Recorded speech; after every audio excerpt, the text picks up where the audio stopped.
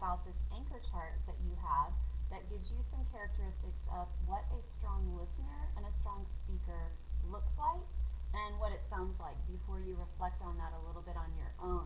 So let's start with what it looks like to be a strong listener. And what do we mean by strong listener? Well, a strong listener really is a good, attentive listener. So what does that look like? When you're speaking to someone, you can always tell that they're listening if you have their eye contact, right? If they're looking right at you, you know they're engaged in your discussion and they're listening to you. Body is turned toward the speaker. Obviously, if someone's turned away from you, that's a pretty good indication that they may not be listening really well. And they might nod at you to let you know, oh yeah, they agree, or they may shake their head to say, oh no, I disagree, right? You see that body language with a strong listener. What does a strong listener sound like? A strong listener responds to ideas before changing the subject. They don't talk over the speaker. A strong listener allows you to finish your thought or ideas before they speak. They may ask, can you say that in a different way? Or they may say something like, I see why you might say that, but did you think about?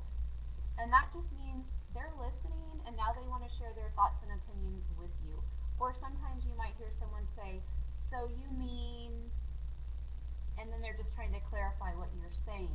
So these things show you, as a speaker, that the person you're speaking to, they're listening to everything that you're saying and they're involved in the conversation.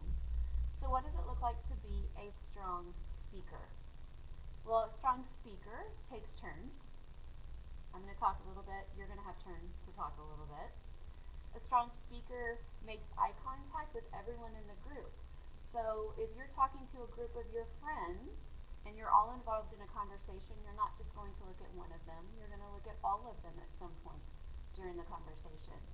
And even a speaker may nod or gesture to someone in the group. You know, some people use their hands a lot when they speak, or other body language. A strong speaker is going to use appropriate volume. What is appropriate volume? It kind of depends on the situation, right? Sometimes I need to be whispering, and that's the appropriate volume. If I'm trying to talk and I'm outside and I'm speaking to a large group of people, I'm going to raise my voice. I'm going to increase my volume so that everyone hears. A strong speaker might ask questions to the people they're speaking to, add on to comments, and has a confident and enthusiastic voice. So those people listening know that this person is interested in what they're speaking about.